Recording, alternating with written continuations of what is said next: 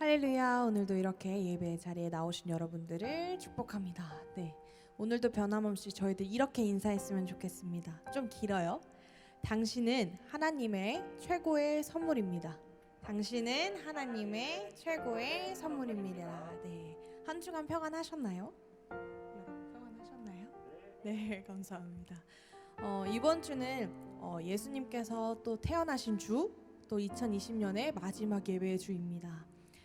저희는 지금 미리 영상을 촬영하는 중이라 아직 크리스마스 전인데요. 벌써부터 마음이 들떠 있는 것 같아요. 네. 매년 다사다난한 한 해들이지만 올해 2020년은 정말 더 어려웠던 것 같습니다. 아직도 그 어려움 속에 있지만 저희들 얼마나 아버지와 함께 그 고난 속에 같이 동행했는지 돌아보는 시간이 되길 소망합니다. 아버지께서 이 땅에 오심으로써 우리는 아버지께서 지으신 가장 소중한, 또 이 세상에 단 하나밖에 없는 사람입니다. 저희가 다 함께 모여 예수님의 탄생을 축하하기는 어려운 상황들이지만 마음으로 각자의 자리에서 아버지를 찬양하며 또 축복하는 저희 청년부 되길 소망합니다. 그럼 제가 기도로 오늘 예배를 시작하도록 하겠습니다. 기도하시겠습니다. 또 유대 땅 베들레헴아, 너는 유대 고을 중에서 가장 작지 아니하도다. 내게서 한 다스리는 자가 나와서 내 백성 이스라엘의 목자가 되리라 하였음이니이다. 마태복음 2장 6절 말씀. 아멘. 사랑의 하나님, 오늘도 예배 자리에 나오게 하심을 감사합니다. 아버지께서 지으신 단 하나밖에 없는 소중한 우리들 매일매일을 주님의 뜻대로 주님의 말씀을 구하는 저희들 되길 소망합니다. 주님께서 주시는 그 모든 상황을 순종할 수 있는 능력을 주시고 또 연약한 우리의 마음들을 붙잡아 사용하여 주세요. 아버지, 이 나라가, 이 세상이 코로나 질병 속에 많은 어려움 속에 있습니다. 이 모든 땅이 속히 회복되길 소망합니다. 다가오는 2021년 또한 아버지와 함께 동행하길 간절히 원합니다. 예배의 모든 것을 주님께 맡기며 살아서 역사하시는 예수님 이름으로 기도드립니다.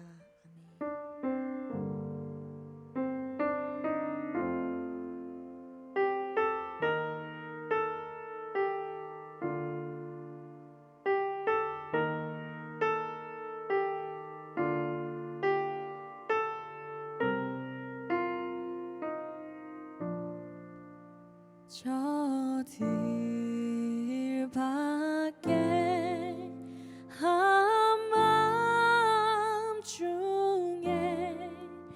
양뜸에 자던 목자들, 천사들이 준하신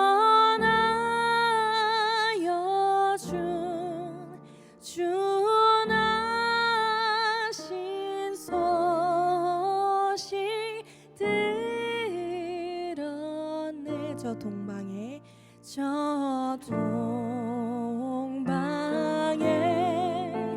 편안하가 이상한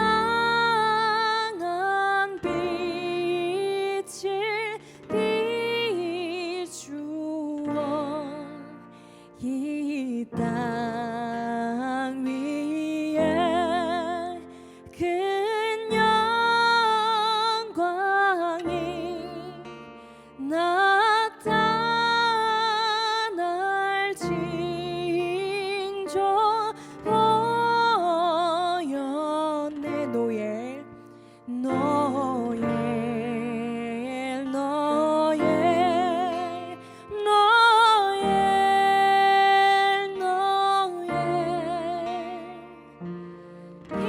이스라엘 왕이 나셨네.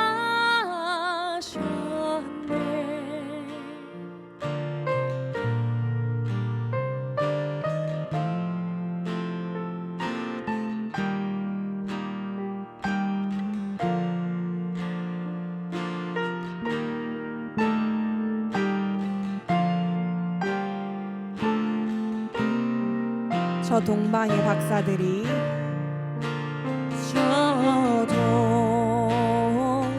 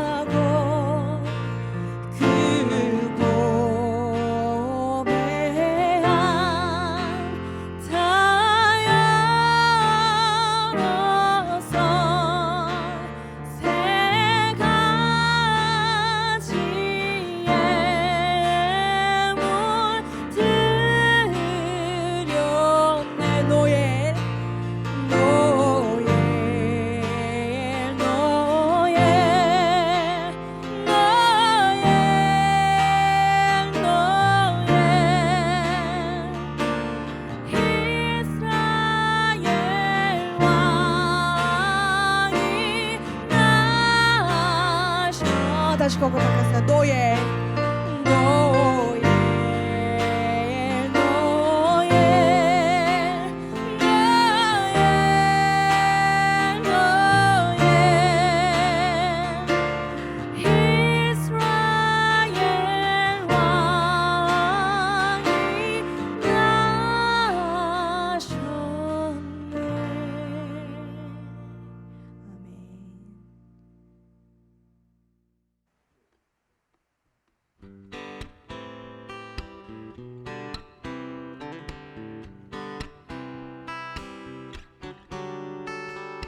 하늘의 별들처럼 해변의 수많은 모래처럼 내 모습 작다 느껴질 때 이 노래 불러봐요.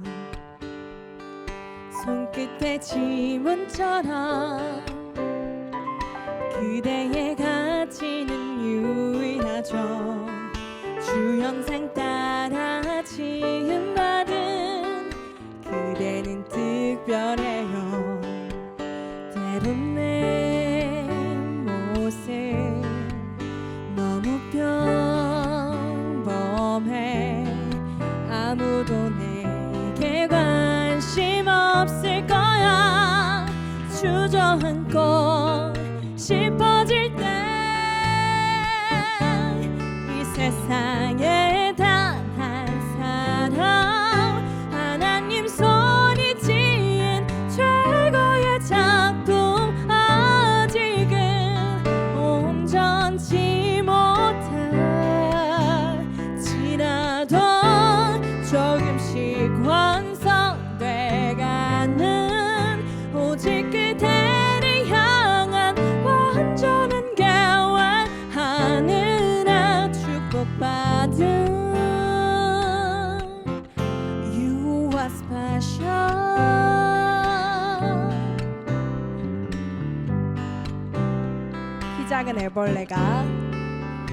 키 작은 애벌레가 아름다운 나비로 변하듯 시간이 되면 우리들도 그렇게 변하겠죠.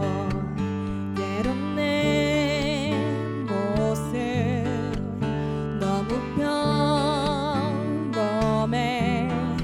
아무도 내게 관심 없을 거야.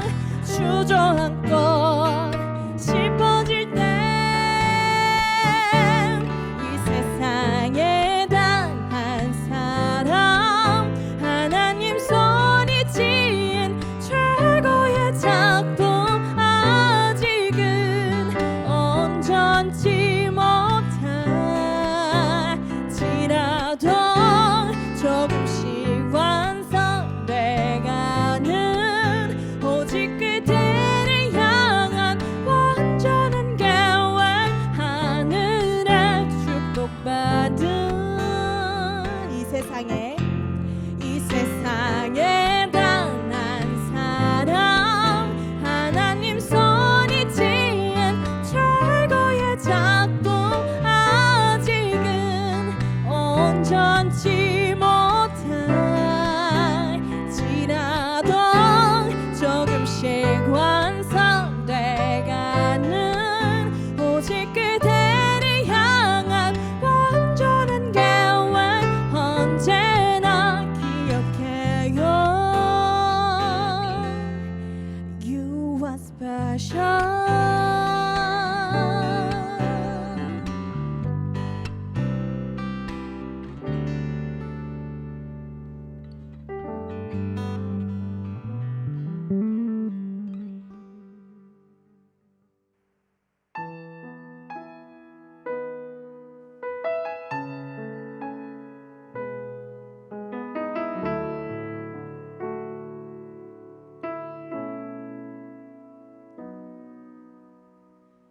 이 세상 가장 아름다운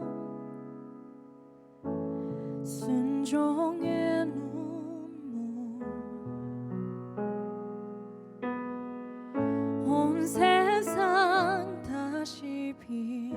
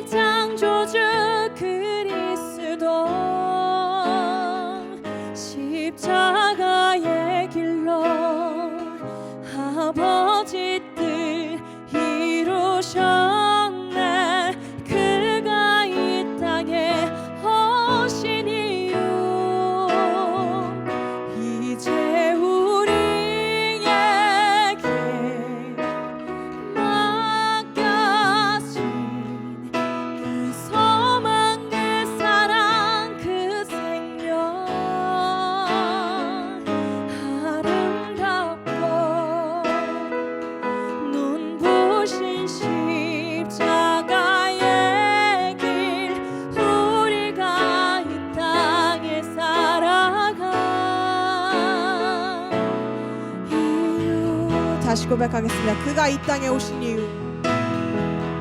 그가 이 땅에 오신 이유 죽어야 살게 되고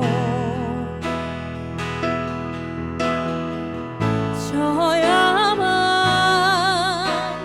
승리하는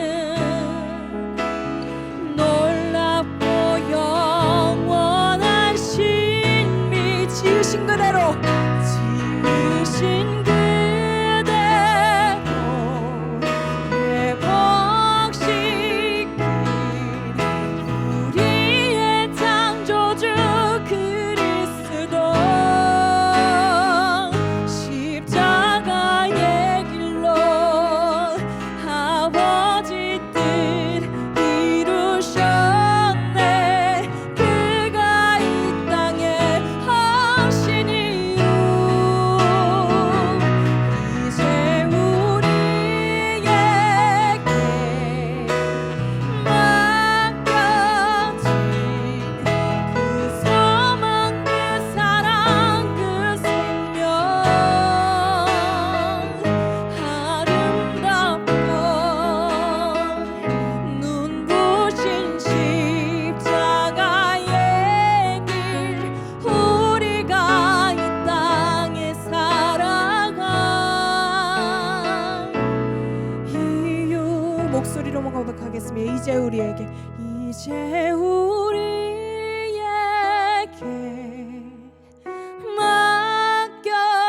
맡겨진 그 소망 그 사랑 그 생명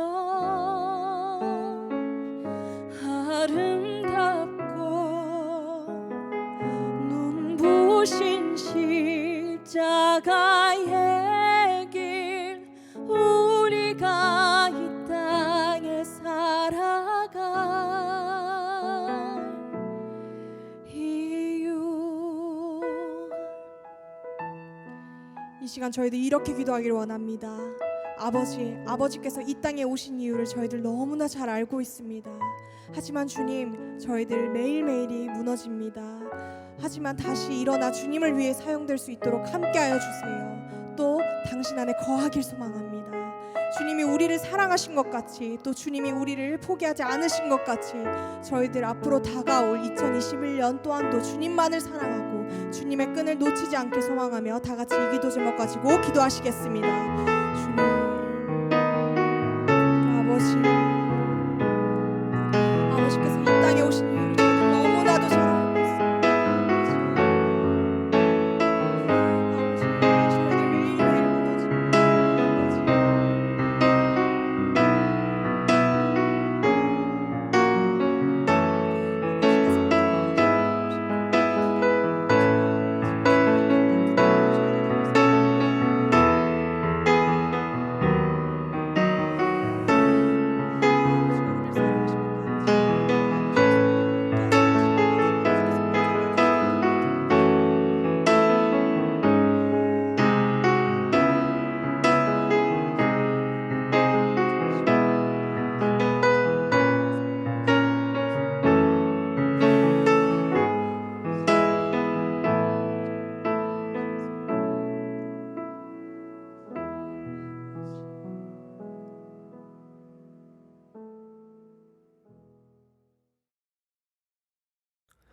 하나님 아버지 감사합니다. 이렇게 거룩한 주일날 온라인 예배를 통하여서 주님과 함께 할 수 있게 하심을 감사드립니다. 요새 청년들이 코로나로 인하여서 근심과 걱정이 너무나도 많습니다. 아버지, 우리 영동교회 청년들, 모든 청년들이 근심과 걱정을 모두 주님께 맡기오며 주님께 하루하루 날마다 감사하며 앞으로 나아갈 수 있는 그런 지혜로운 청년들이 되기를 원합니다. 이제 2020년이 얼마 남지 않았습니다. 새로운 2021년을 맞이할 때 많은 청년들이 모든 청년들이 주님을 닮아가는 해가 되기를 원합니다. 항상 기도하고 항상 큐티하고 말씀 먹으면서 주님 닮아가기를 소망합니다. 그 가운데 함께해 주시옵시고 그 가운데 역사하여 주시옵소서. 오늘 목사님 말씀 먹고 한 걸음 더 나아가며 성장하는 청년들 되게 해 주시옵시고 항상 축복하심을 감사드렸고 예수님의 이름으로 기도드립니다. 아멘.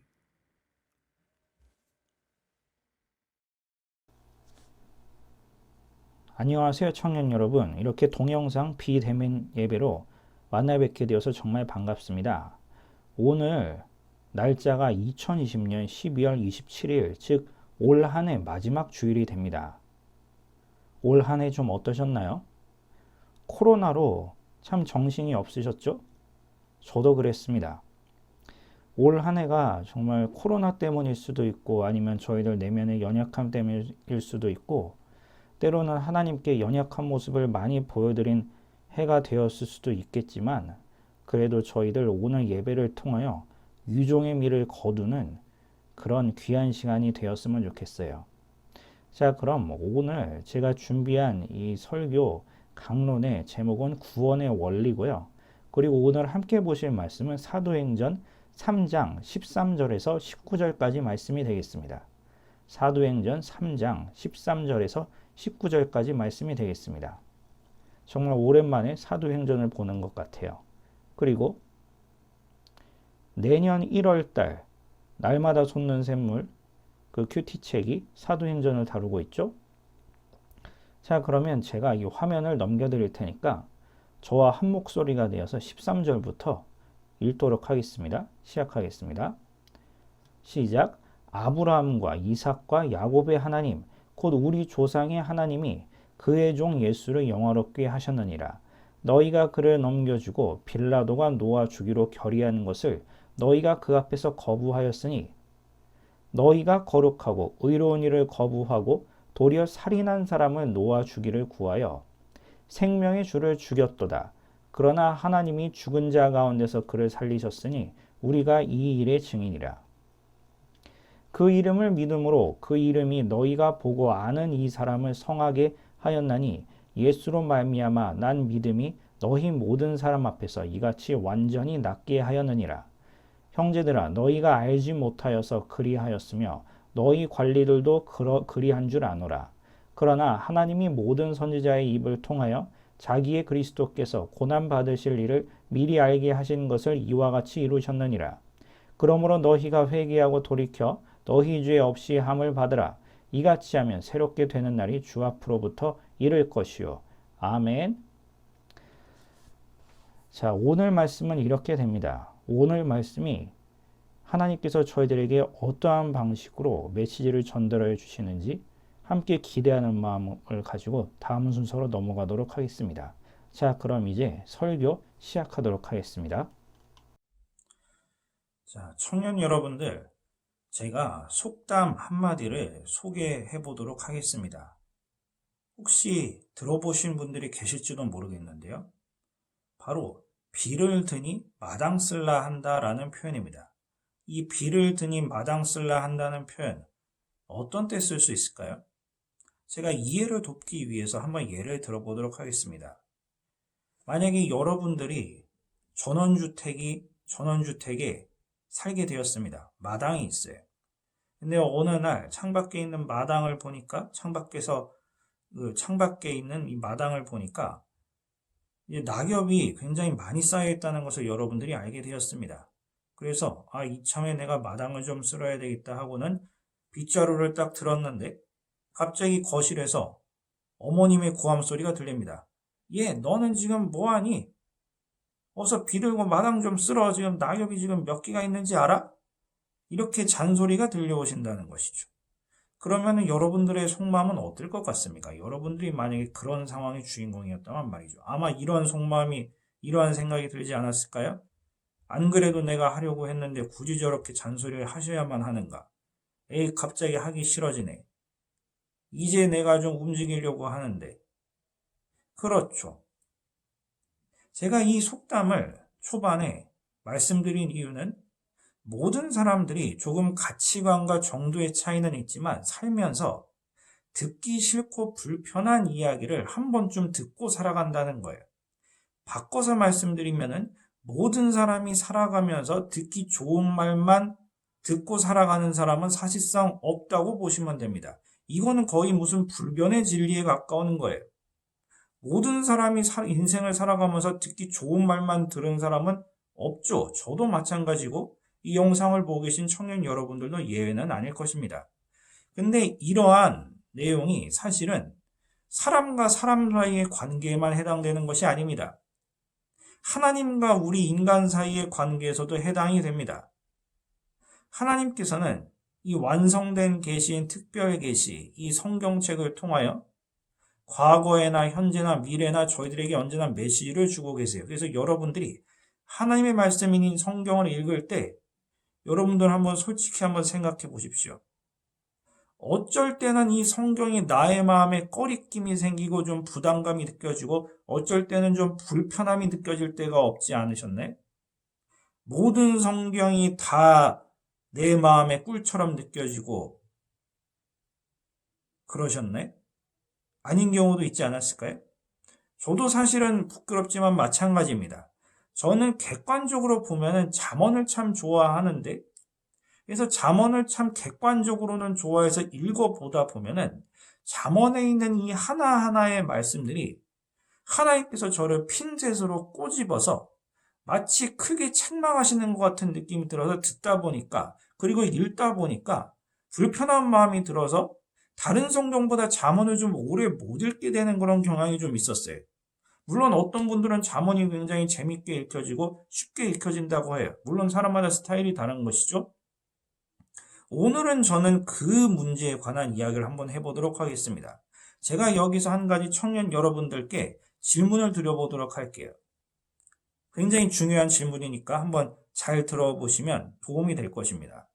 자, 그럼 여러분들이 하나님의 말씀을 읽었을 때 때로는 여러분들 마음속에 이 말씀이 현재 나에게 부담감으로 다가올 때가 있고 불편함으로 다가올 때가 있다면은 그것이 자체가 죄가 될 수 있을까요? 하나님의 말씀을 들었을 때 내 마음의 불편함과 또는 꺼리낌과 또는 부담감이 느껴진다는 그 심리적인 그 상태, 그것 자체가 바로 죄가 될 수 있을까요?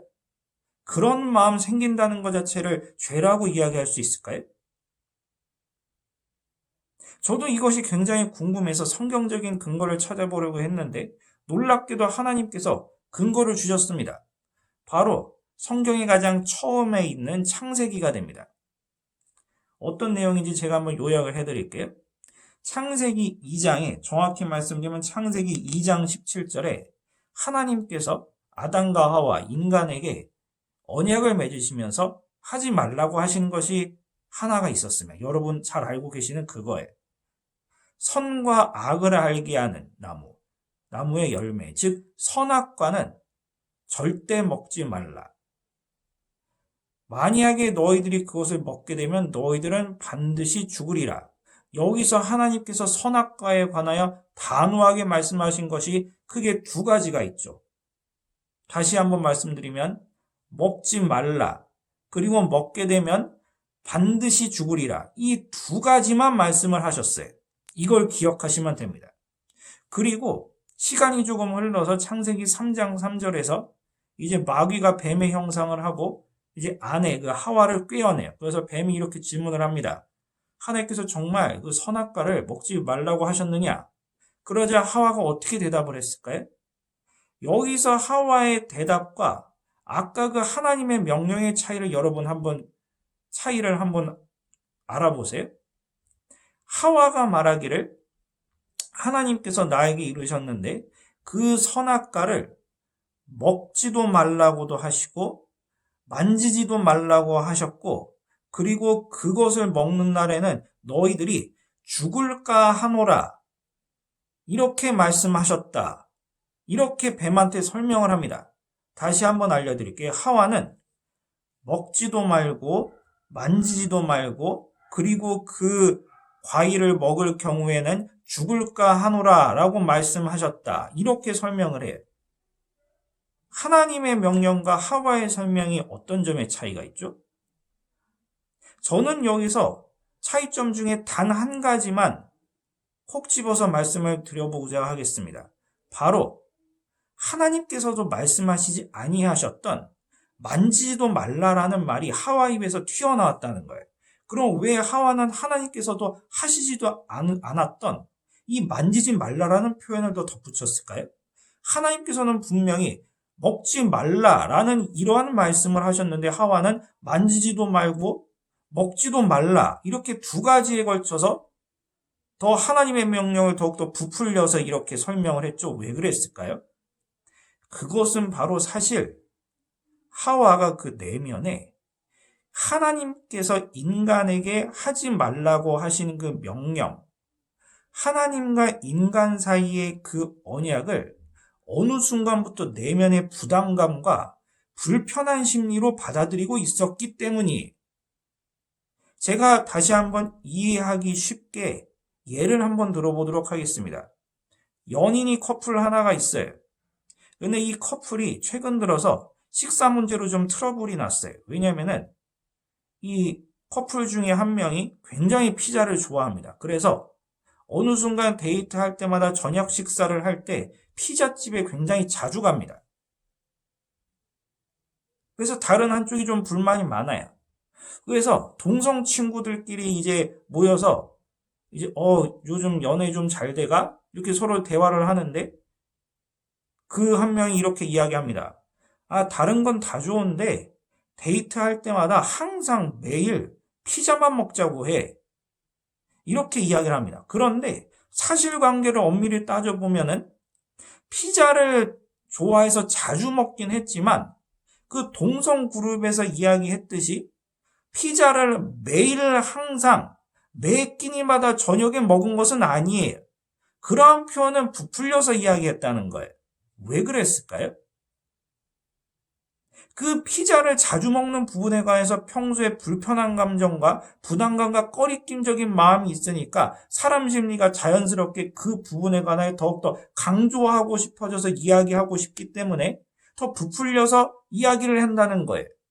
하와의 심리도 바로 그런 거였어요. 선악과를 먹지 말라고 하나님께서 하신 말씀, 다른 것은 다 먹어도 되는데 선악과만 먹지 말라고 하신 이 하나님의 말씀이 평소에 내면의 부담감과 불편함으로 다가왔기 때문에 만지지도 말라라는 이러한 표현까지 덧붙여서 자신의 불편한 심기를 뱀한테 보이도록 해버린 것이죠. 뱀은 그 마음을 꼬집고 결국에는 하와를 유혹하는 데 성공하지 않았습니까? 그러면 여기서 제가 아까 말씀드린 대로 하나님의 말씀에 관하여 저희들이 때로는 불편한 마음을 들고 부담스러운 마음을 가질 수도 있는데 이 마음 자체가 과연 그것 자체로 죄가 될 수 있는가라는 질문을 제가 드렸어요. 죄가 될 수 있을까요? 결론부터 말씀드리면은 그런 것 가지고는 하나님께서 죄로 삼지 않으십니다. 왜냐하면 말이죠.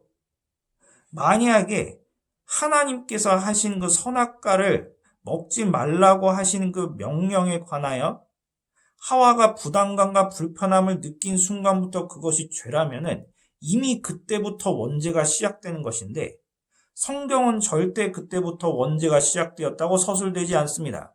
원죄의 시작은 오로지 아담과 하와 부부가 함께 작당하여서 하나님께서 하지 말라고 하신 그 말씀을 어기고 결국에는 선악과를 따먹은 그 행위 언약을 어긴 이후부터 원죄가 들어왔다는 사실을 명백히 밝히고 있어요. 즉 하나님께서는 저희들의 마음이 때론 연약하고 복잡하여서 이 성경 말씀을 읽었을 때 때로는 이거 좀 나한테 불편한데 이 말씀 좀 나한테 부담되는데 내 마음속에 좀 이걸 받아들일 수 있을 만한 그 마음의 여유가 없는데 이런 마음의 이러한 상태까지는 하나님께서 죄로 여기시지 아니하신다는 것입니다. 하나님께서는 인자하시고 인애가 크시고 긍휼하신 분이기 때문에 그러한 마음의 그런 연약함까지 이해하시는 분이에요. 그럼 하나님께서는 진짜로 중요시 여기시는 것은 무엇일까요?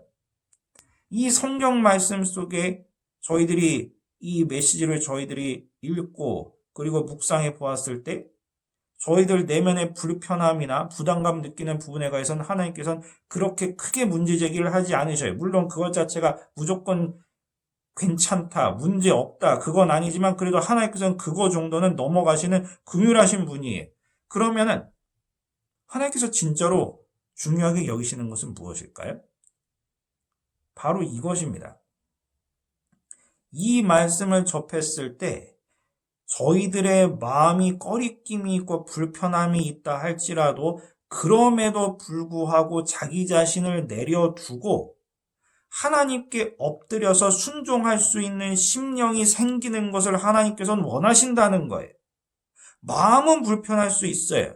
저희들 때로는 부담감을 느낄 수 있어요. 저희 삶이 고단하고 저희들의 영성이 아직까지 연약해서 성경의 일부분을 굉장히 꺼리낌을 받을 수는 있어요. 그럴 수는 있어요. 그것까지는 하나님께서 인정하셔요. 하지만 그럼에도 불구하고 저희들이 신앙적인 결단을 하여서 그러한 자기 자신의 연약한 자기의를 버리고 성령님의 인도하심을 간구하면서 그럼에도 불구하고 이 성경 말씀을 순종하고 그리고 하나님의 말씀에 자복하면서 엎드리는 겸손한 심령을 얻는 것이 하나님께서는 가장 중요하게 여기신다는 거예요. 그럼 그 근거를 한번 찾아볼까요? 그 근거가 바로 오늘 본문에 있습니다. 드디어 오늘 본문 주제를 하게 되는데요. 오늘 본문은 사도행전 3장 13절부터 19절 말씀이고 여러분들도 아마 잘 알고 계시는 그 솔로몬의 행각에서 베드로가 설교를 하는 그런 내용 중에 일부를 제가 따왔습니다. 그런데 오늘 본문의 베드로의 설교는 크게 세 가지로 나눌 수가 있습니다. 무엇일까요? 첫 번째 본문 3장 13절부터 15절까지 3장 13절부터 15절까지를 보시면은 이것을 간단하게 요약하면 조금 애들 같은 표현이지만 이 이야기 여러분들이 쉬우시게 제가 네 글자로 표현해 드릴게요. 바로 팩트 폭행하는 그러한 부분입니다. 베드로가 설교를 듣고 있는 유대인들한테 팩트 폭행을 해요. 뭐라고 팩트 폭행을 하고 있는지가 본문의 일부분만 알려드릴게요. 13절에도 있지만 내용이 길기 때문에 14절부터 읽어드릴게요. 너희가 거룩하고 의로운 일을 거부하고 도리어 살인한 사람을 놓아주기를 구하여. 먼저 이렇게 이야기를 하였습니다. 내 설교를 듣는 유대인들아, 너희가 거룩하고 의로운 일을 놓아주기를 거부하고 대신에 살인한 자를 놓아주었던 적이 있었도다. 이 말은 무엇을 의미할까요? 예수님을 공회에 넘겨줘서 재판받게 하고 대신에 살인자인 바라바를 너희들이 풀어줬다는 거예요. 그런 적이 있었다는 것을 지금 베드로는 팩트 폭행을 하고 있어요. 그런데 15절에 더 강렬한 표현을 직설적으로 합니다. 너희들이 생명의 주를 죽였도다. 너희들이 죽였다는 거예요. 베드로는 이러한 설교의 중에서 그리고 오늘 본문상 첫 번째 부분 A라고 할게요. 이 A 부분에 13절부터 15절에 걸쳐서 설교 듣고 있는 유대인들을 향하여 강한 어조로 이렇게 이야기하죠. 과거에 있었던 이야기를 끄집어내면서 너희들이 거룩하고 의로운 예수 그리스도를 도리어 공회에 넘겨주고 재판받게 했으면서 근데 도리어 정말로 죄가 있는 살인자를 놓아주었다. 그래야 너희들이 결국에는 생명의 주를 죽였도다. 이러한 과거 이야기를 하면서 팩트 폭행을 하고 있는 이러한 모습들. 그러면 이 베드로의 설교를 듣는 사람들 입장에서 보았을 때 이 말이 불편할까요? 아니면 편할까요? 막 힐링될까요? 카페에 앉아있는 뭐 클래식 음악같이 굉장히 고요하게 잘 듣고 그리고 듣기만 해도 막 눈이 스르르 감기는 왠지 차 한잔 하고 싶고 초코칩 쿠키 한번 하고 싶고 그렇게 은밀로운 그런 선율처럼 들려졌을까요? 전혀 그런 것은 아니겠죠. 굉장히 불편했을 거예요. 듣기가 짜증났을 거예요. 아마 일부는 저 베드로 뭐하는 놈이냐 하면서 아마 돌을 집어들었을 수도 모르겠어요. 굉장히 험악한 분위기가 연상되지 않으시나요? 이것이 바로 첫 번째 부분입니다. 그럼 두 번째 부분으로 가보도록 할까요? 두 번째 부분은 16절과 17절입니다. 16절과 17절의 부분은 베드로가 그 과거 A 부분, 그러니까 이전에 있었던 13절과 15절 부분에서 팩트 폭행을 팩트 폭행을 왜 할 수밖에 없었는지 그걸 설명하기 위한 중간 단계. 근데 베드로는 이렇게 이야기합니다. 베드로는 17절에 이렇게 이야기합니다. 제가 읽어드릴게요. 형제들아 너희가 알지 못하여서 그리하였으며 너희 관리들도 그리한 줄 아노라. 그러니까 이야기를 끝까지 들어봐야 돼요. 한국말도 이야기를 끝까지 들어봐야 되고 성경도 이야기를 끝까지 들어봐야 됩니다. 아까 사실 첫 번째 A 부분 베드로가 팩트 폭행을 하고 너희들이 생명의 주를 죽였도다 이렇게 강하게 이야기했을 때는 그 내용만 보면 마치 설교 중에 저 유대인들을 강하게 정죄하고 있는 것 같은데 사실은 그 다음 두 번째 부분 B 부분이라고 할게요. 이 B 부분을 보면은 사실은 정죄의 목적이 아니에요. 베드로는 너희들을 이해한다는 거예요. 너희들이 당시 예수 그리스도가 어떤 분인지 알지 못하였기 때문에 그런 행동을 한 것이다. 그리고 관리들도 나사렛 예수가 어떤 존재인지 알지 못했기 때문에 공회에 넘겨주고 재판받게 하는 것이 아니냐. 이렇게 이야기를 합니다. 그럼 결국 베드로가 이 설교를 하는 이유는 무엇일까요? 정죄의 목적이 아닌 것 같아요. 정죄의 목적이었으면 이런 이야기를 할 필요가 없었겠죠. 너희들이 몰라서 그런 거지. 관리들도 몰라서 그런 거지. 이런 이야기를 할 필요가 없잖아요. 그것은 마지막 부분에 이 설교의 본질이 드러납니다. 마지막 부분에 베드로가 19절에서 이렇게 이야기합니다. 그러므로 너희가 회개하고 돌이켜 너희 죄 없이 함을 받으라. 무슨 말일까요? 무슨 말일까요? 여기서 하나님께서는 이 베드로의 설교를 통하여 궁극적으로 사람들에게 무엇을 원하시고 계시는지 저희들은 충분히 깨달을 수 있습니다. 하나님께서는 말이죠.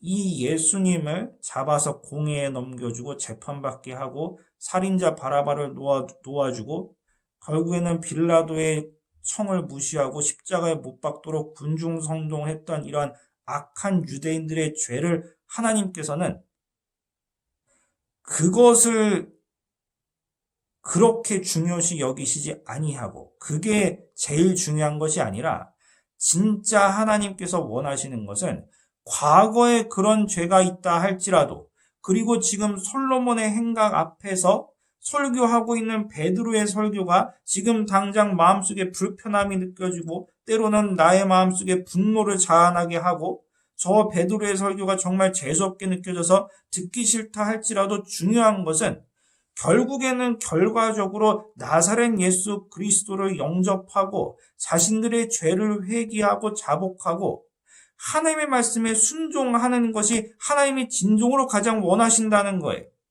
다시 한번 요약해 드릴게요.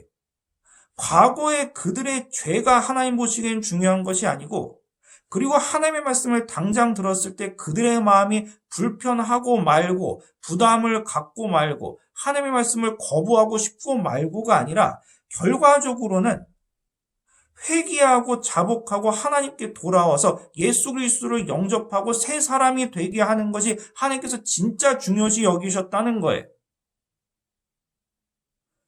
저희들이 과거에 어떤 사람인지는 중요하지 않습니다. 과거에 어떤 죄를 저질렀는지는 중요하지 않아요. 그리고 과거에 하나님의 말씀을 들었을 때 불편하게 느껴지던지 꺼리낌이 있게 느껴지던지 그리고 짜증나게 느껴졌던지 그건 중요한 게 아니에요. 결과적으로 하나님께 자복하고 회개하고 하나님께 엎드릴 줄 아는 겸손한 심령 그로 인하여 구원을 받았다는 것이 중요하다는 거예요. 이것이 바로 하나님의 마음이에요. 이것이 바로 하나님의 메시지예요. 이것이 바로 긍휼을 하신 하나님의 긍휼의 왕이신 하나님의 모습이에요.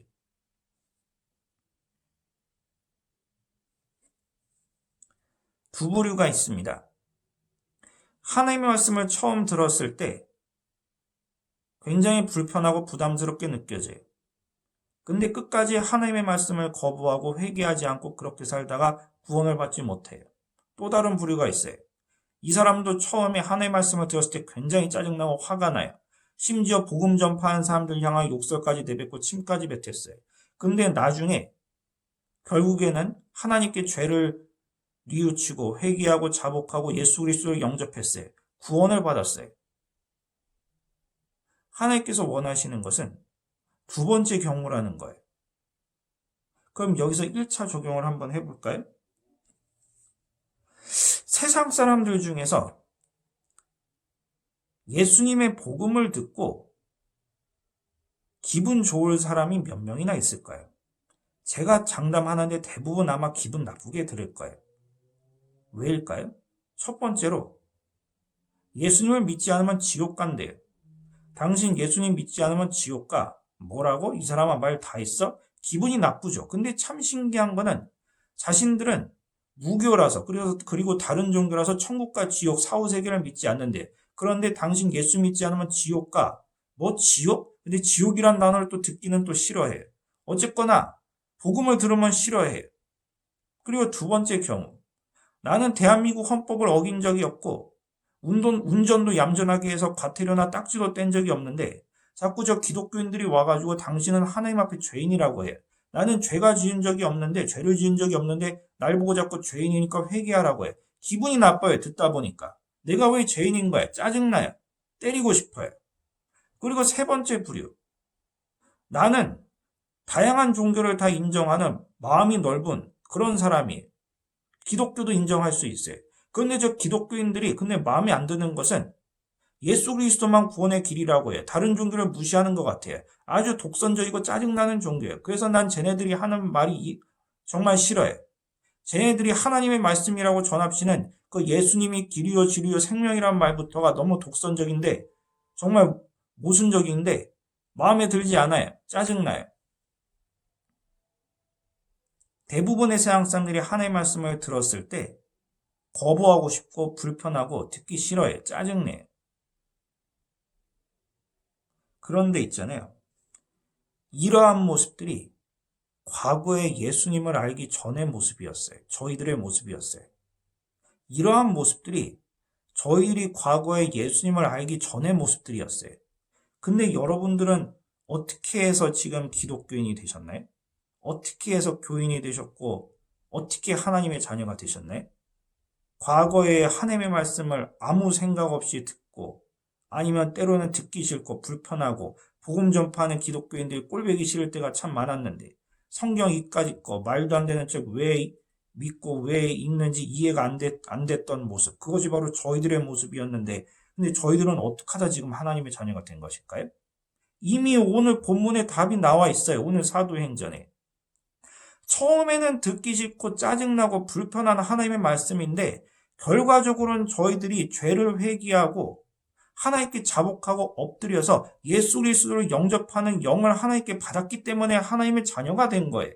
이것이 하나님께서 진정으로 저희들에게 원하신다는 거예요. 우리들이 이 성경 말씀을 불편하게 여기든 편하게 여기든 그건 중요한 게 아니에요. 결과적으로 모든 말씀을 다 하나님 앞에 받아들이고 겸손한 마음으로 모든 말씀 앞에서 겸손하게 자복하는 심령을 고백해서 그리고 이렇게 구원을 받았다는 이런 구원의 원리가 중요하다는 거예요. 그렇습니다. 구원의 원리란 바로 무엇이냐 하면요.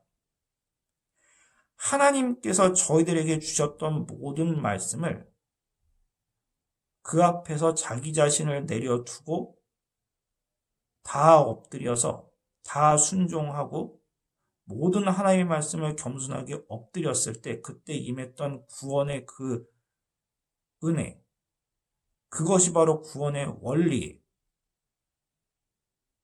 저희들이 처음에 예수 그리스도를 처음에 영접하였을 때 전에는 내가 떳떳한 인간인 줄 알았는데 예수님을 처음 제 마음속에 모셨을 때 나의 마음속에 모셨을 때 세상에 나처럼 이렇게 못된 인간이 없어요. 이렇게 나 같은 죄인이 없어요. 근데 왜 나를 살리셨는지 이해가 안 돼요. 근데 나중에 알고 보니까 하나님께서 나에게 은혜를 주셨고 저희들을 구원받을 수 있게끔 이끄셨고 저희들을 선택하셨기 때문이에요. 전적으로 하나님의 은혜 때문이에요. 너무 감사해서 눈물이 나와서 이 말씀을 전부 보았을 때 하나님이 나를 책망하시고 나를 혼내키는 말씀도 너무 감사해서 내 입과 마음속에 꿀처럼 느껴져서 다 하나님의 말씀을 불편 없이 다 받아들일 수 있게 되었어요. 다 순종하게 다 받아들일 수 있었어요. 하나님을 처음 영접하였을 때, 예수님을 처음 구세주로 영접하였을 때 구원의 원리가 우리 마음속에 아주 가득했어요. 우리 영성이 아주 가득했어요. 근데 문제는 무엇인지 아시나요? 구원받은 이후의 크리스찬들의 삶이에요. 구원받은 이후의 크리스찬의 삶은 과연 구원의 원리대로 저희들은 살아가고 있을까요? 구원을 받았을 당시에는, 구원받기 전에는 하나님의 말씀이 불편하게 느껴지고 짜증나게 느껴졌는데, 구원을 받은 직후에는 하나님께서 주시는 책망의 말씀이든 위로의 말씀이든 권면의 말씀이든지 간에 다 내 마음에 꿀처럼 느껴지고 감동으로 받아들였는데, 그래서 그 구원의 원리가 당시에는 아주 가득하고 성령 충만했는데, 그런데 시간이 지나고 신앙의 연차가 올라가고 어느 순간 교회에서 직분을 얻고 그리고 맡은 역할들은 점점 많아지는데, 어느 순간 보면은 이 성경에서 나에게 위로가 되고 듣기 좋은 말만 들으려고 하고, 그리고 내 마음에 꺼리낌이 있고 나를 마치 책망하시는 듯한 그런 말씀은 왠지 오래 묵상하고 싶어지지 않냐고 불편하게 느껴지고, 그리고 몇몇 목사님들 설교가 마치 나를 때리는 것 같아서 듣고 싶지 않아 하고, 그러면서 목사님들 설교 판단하면서 내 상황에 맞는 것 같은 설교, 나한테 위로가 되는 설교만 취사 선택하면서 그렇게 살고 있어요. 구원받았을 때만 구원의 원리가 필요하고, 우리 삶 속에선 더 이상 구원의 원리가 필요치 않은 것 같아요. 마치 더 이상 나에게 쓸 필요가 없는 구형 가전제품인 것처럼, 그냥 창고에 처박아둔 애물단지처럼 버리자니 뭔가 더 돈 내야 될 것 같고, 그렇다고 그냥 놔주자니 공간 차지하고, 구원받을 때만 필요했던 구원의 원리, 근데 우리가 살아가면서는 구원의 원리를 버려두었어요. 성경을 취사 선택하는 그런 삶을 살고 있어요. 두 번째 정욕으로 말씀 하나를 더 보도록 하겠습니다. 미가서 3장 9절부터 12절까지 미가 선지자가 굉장히 강렬하게 선포한 내용이 하나가 있습니다. 경우에 따라서는 마음이 좀 따끔할 수 있는 그런 이야기예요. 미가 선지자는 3장 9절부터 12절까지 이렇게 말씀을 선포하는데, 제가 조금 살짝 순화해서 그리고 좀 살짝 요약해서 말씀을 드릴게요. 크게 첫 번째로 미가 선지자는 이렇게 이야기합니다. 정의를 미워하고 정직을 굽게 하는 자들아 들으라. 정의를 미워하고 정직을 굽게 하는 자들아 들으라 하면서 미가 선지자는 이렇게 선포합니다. 그러면서 그들을 향하여 미가 선지자는 두 번째로 이렇게 이야기하는데요. 너희들의 우두머리는 지금 뇌물을 받으면서 재판을 하고 있고, 그리고 제사장들은 삭슬 위해서 교훈을 하고 있고, 선지자들은 돈을 위해서 점을 치고 있는도다. 그렇게 이야기해요. 굉장히 강렬한 표현이죠. 하나님께서 권세를 주시고 힘을 주시고 이 나라를 이끌어가는 우두머리, 정치적인 힘을 준 정치가들이 뇌물을 받으면서 지금 재판을 하고 있대요. 굽게 하고 있다는 거죠. 정의를 지금. 자기한테 이득이 될 것 같은 사람, 자기 편의 사람한테만 이제 판결을 굽게 하는 거죠. 그리고 제사장은 삭슬을 위해서 교훈을 해요. 돈을 위해서 교훈을 바꿔서 이야기해. 하나님의 말씀을 온전히 전하지 않고 돈이 될 것 같은 이야기만 해요. 그리고 선지자들도 돈을 위해서 점을 쳐요. 선지자들은 원래 점을 치면 안 되는데 돈이 되니까 점을 쳐요. 선지자답지 않은 행동을 해요. 이 사람들을 향하여 미가 선지자는 아까 1번처럼 정의를 미워하고 그리고 정직을 굽게 하는 자들이라는 표현을 써요. 정직하지 못하기 때문에 정직이 굽어졌다는 거예요. 그래서 정의를 결과적으로 미워한다는 거예요. 그러면서 이 사람들 특징이 하나님이 그럼에도 불구하고 우리와 함께 하신다는 거예요. 평소에 위선적이고 그리고 경건한 척하면서 외식하면서 하나님이 그래도 우리와 함께 하시기 때문에 우리는 절대 재앙을 받지 않을 거고 우리는 절대 벌을 받지 않을 거라고 착각한다는 거예요. 굉장히 강렬한 표현이죠. 다시 한번 짧게 요약할게요.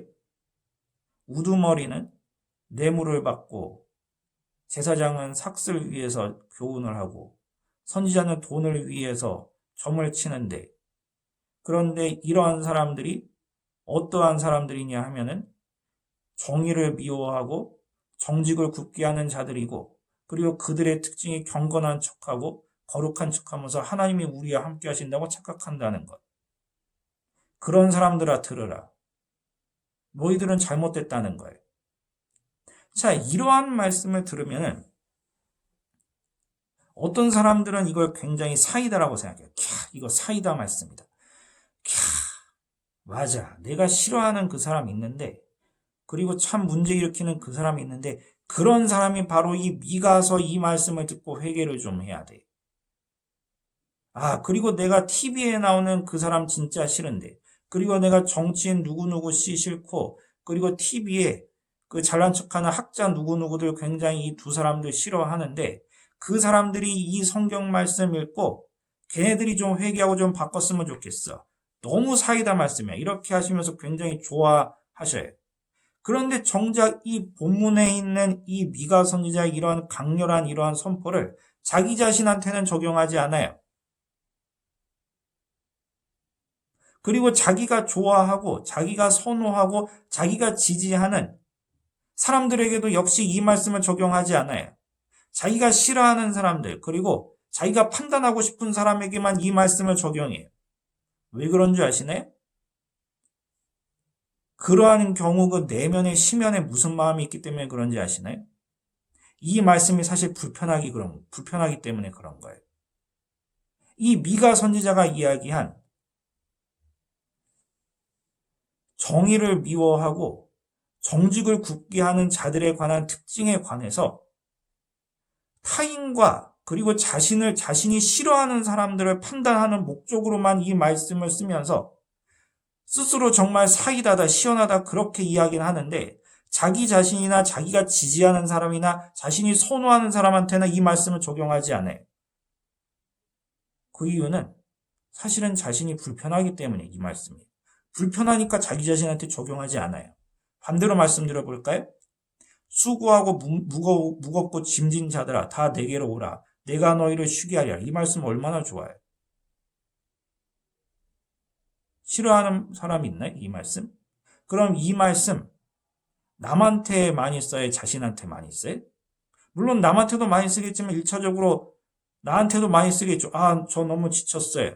그리고 짐졌어요. 너무 저 괴로워요. 하지만 예수님 품에 있으면 저 정말 회복되고 힐링되는 것 같아요. 왜 그럴까요? 이 말씀이 편하니까 자기한테 먼저 적용하는 거예요. 근데 불편하면 자신한테 적용하지 않아요. 자기가 미워하는 사람, 자신이 싫어하는 사람, 자신과 생각 달라서 현재까지 쟁론 일으키고 있는 사람한테만 적용돼요. 그게 문제예요. 구원의 원리에 관하여 크리스찬들이 기독교인이 되고 하나님의 자녀가 된 이후에 구원의 원리를 창고에 처박아 두고 그냥 애물단지 취급하고 우리 삶이 더 이상 구원의 원리대로 살아가지 않기 때문에 이 말씀의 불편한 말씀은 자기 자신과 자기가 좋아하는 사람에게는 적용하지 않고 싫어하는 사람 판단하는 용으로만 써요. 이것 자체가 지금 정직을 굳게 하고 있는 거예요. 이것 자체가 정의를 미워하고 있는 거예요. 정의는 말이죠. 모든 사람한테 적용돼야지 정의인 거예요. 미가 선지자가 바로 그렇게 하지 말라고 오늘 이 말씀을 준 건데, 근데 이 말씀을 듣고 아직까지 그러한 행동을 하고 있다는 것 자체가 바로 구원의 원리가 저희 삶에 제대로 적용되지 않고 있기 때문입니다. 청년 여러분들,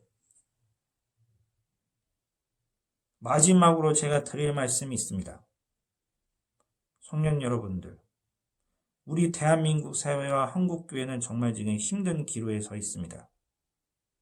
그런데 이전부터 한국교회가 참 문제 많다고 하고 한국 사회도 참 문제 많다고 누구나 다 이야기합니다. 누구나 다 이야기해요. 문제 많다. 이거 바꿔야 된다. 저거 바꿔야 된다. 그런데 왜 바뀌지 않을까요? 한국교회는 왜 계속 과거의 문제를 계속 답습할까요? 그 근본적인 이유 중에 하나가 저는 오늘 본문에 그리고 오늘 설교의 중심 주제인 구원의 원리대로 크리스찬들이 살지 못하고 세상에 빛이 되지 못하기 때문이에요. 성경에 있는 말씀 가운데서 내가 불편한 말씀, 그리고 내 마음에 꺼리낌 있는 말씀, 그리고 내가 듣기 좋아하는 말씀, 이것을 구분한 결과 불편한 말씀으로는, 내 기준에서 불편한 말씀으로는 상대방 정지용으로 판단용으로 쓰고 자기 자신은 바꾸지 않았고, 그리고 내가 듣기에 편한 말씀은 그걸로만 위로함을 받았기 때문에 모든 말씀 앞에서 사람들이 겸손하지 못했던 그러한 신앙 태도로서 구원의 원리를 버려두고 그렇게 신앙생활을 해왔기 때문에 언제나 같은 실수를 반복하고 언제나 같은 문제가 드러났다는 거예요. 청년 여러분들은 그리고 저도 중요한 기로에 서 있습니다. 이 한국 사회와 한국 교회의 이러한 문제되는 연쇄고리를 끊기 위해서는 오늘 이 설교 시간에 제가 말씀드리고 싶은 바는 구원의 원리를 우리 삶에 다시 한번 적용하자는 거예요.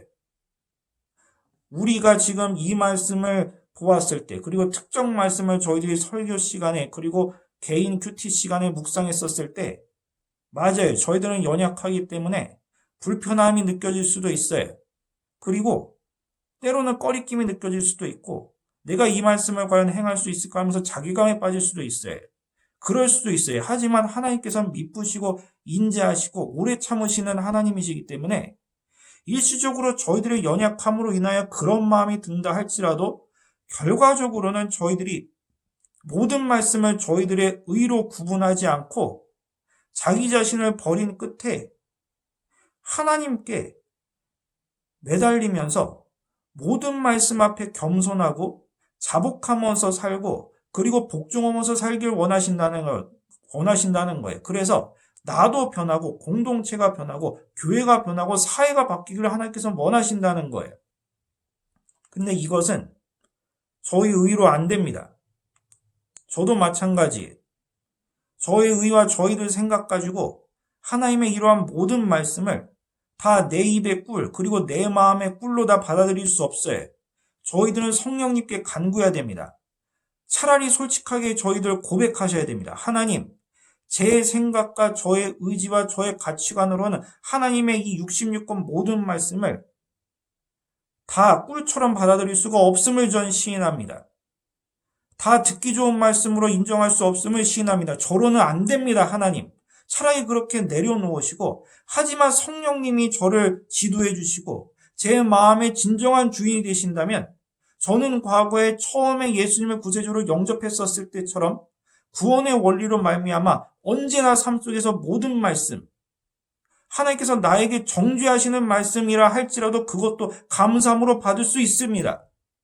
그러니 성령님, 저의 마음을 지도하여 주옵시고 저희들 마음의 참 주인이 되어 주시옵소서. 이러한 기도가 저희들이 생활화가 되어야지 저희들이 구원의 원리를 다시 찾으면서 그동안 우리 사회와 우리 한국교회에 여러 가지 일어났던 모든 문제의 이러한 사슬을 저희 때에서 끊을 수 있을 거라고 저는 확신합니다. 오늘 이 부분에 관해서는 저는 더 할 이야기가 많이 남았기 때문에 다음 시간에 한번 하편으로 준비를 해보고자 합니다. 다음 시간에도 많은 시청 부탁드리고 다시 한번 저희들 구원의 원리를 찾으면서 모든 말씀을 사랑하는 귀한 청년 여러분도 되셨으면 좋겠습니다. 그럼 제가 기도드리고 오늘 예배를 마치도록 하겠습니다. 다 함께 기도드리도록 하겠습니다. 살아계신 하나님 아버지, 오늘 이 귀한 말씀을 허락하여 주시니 감사드리옵나이다. 주님, 저희들이 연약하고 저희들이 한계가 많아서 자기 의로 이 하나님의 말씀을 불편한 말씀, 편한 말씀, 꺼리끼는 말씀, 그리고 듣기 좋은 말씀 이렇게 나누었었음을 고백하옵나이다.